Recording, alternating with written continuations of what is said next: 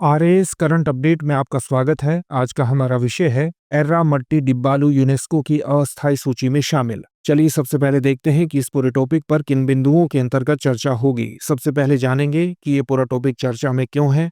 इसके बाद बात होगी यूनेस्को वर्ल्ड हेरिटेज के बारे में, फिर बात करेंगे एर्रामट्टी डिब्बालू तिरुमाला हिल्स के बारे में और फिर होगा आपके लिए एक अभ्यास प्रश्न। हाल ही में आंध्र प्रदेश के एर्रामट्टी डिब्बालू लाल रेत के टीले और तिरुमाला हिल्स को यूनेस्को की विश्व धरोहर स्थलों की अस्थायी सूची में शामिल किया गया है। बता दें कि किसी भी स्थल को विश्व धरोहर घोषित किए जाने के लिए यह पहला अनिवार्य कदम है। आइए अब जानते हैं यूनेस्को वर्ल्ड हेरिटेज के बारे में। यूनेस्को संयुक्त राष्ट्र की एक विशिष्ट एजेंसी है जिसका उद्देश्य शिक्षा, विज्ञान, संस्कृति और संचार के माध्यम से मानवता को मजबूत करना है। यूनेस्को का कार्य क्षेत्र जैव विविधता की सुरक्षा, कृत्रिम बुद्धिमत्ता पर प्रतिक्रिया, गुणवत्तापूर्ण शिक्षा को बढ़ावा, धरोहरों का संरक्षण और विश्वसनीय जानकारी तक पहुंच सुनिश्चित करना शामिल है। इसमें 194 सदस्य राष्ट्र शामिल हैं जो वैश्विक स्तर पर सहयोग करते हैं। यूनेस्को का नेतृत्व 3 प्रमुख अंगों द्वारा किया जाता है। जनरल कॉन्फ्रेंस, सभी सदस्य देशों के प्रतिनिधि इसमें भाग लेते हैं और कार्य की मुख्य दिशा तय करते हैं। सचिवालय, सेक्रेटेरिएट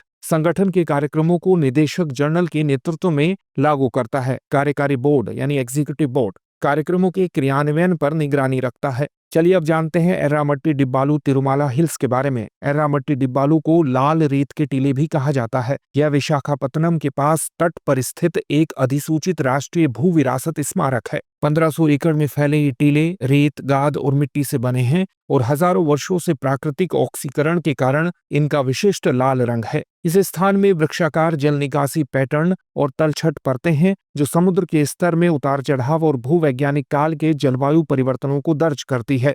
ब्रिटिश भूविज्ञानी विलियम किंग द्वारा 1886 में पहली बार इन संरचनाओं को प्रलेखित किया गया। इन टीलों को दुर्लभ तटीय भू आकृति विज्ञान संबंधी विशेषताएं माना जाता है। उल्लेखनीय है कि 2016 में एर्रामट्टी डिब्बालू को राष्ट्रीय भू विरासत स्मारक घोषित किया गया था। आइए अब देखते हैं आज के अभ्यास प्रश्न को। एर्रामट्टी डिब्बालू की भू आकृतिक विशेषताओं का लाल रंग किस कारण से बना है? आपके सामने ऑप्शंस हैं: लौह धातु की अधिकता, प्राकृतिक ऑक्सीकरण, माइक्रोबियल क्रिया, समुद्री लवणता। इस प्रश्न का उत्तर आप हमें कमेंट बॉक्स में कमेंट करके जरूर दीजिए। धन्यवाद।